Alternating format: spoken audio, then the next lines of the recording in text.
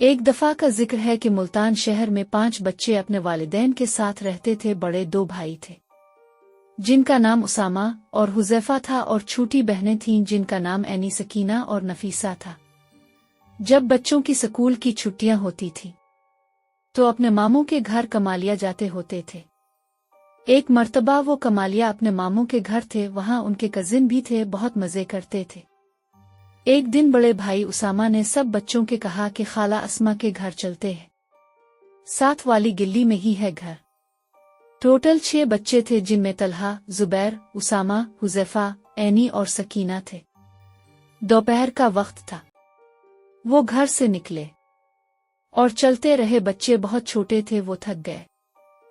ایک جگہ پر بڑا بھائی پانی میں پھسل گیا اور اس کے کپڑے گندے ہو گئے، پھر اس نے قمیض الٹی پہن لی۔ چلتے چلتے رات ہو گئی اور خالہ کا گھر نہ آیا۔ ایک جگہ پر الکی پیٹرول پمپ آیا، وہاں سب رکے۔ عینی رونے لگئی اور انکل کو کہا کہ میری امی کو کال کر دیں۔ انکل نے بچوں کی امی کو کال کی۔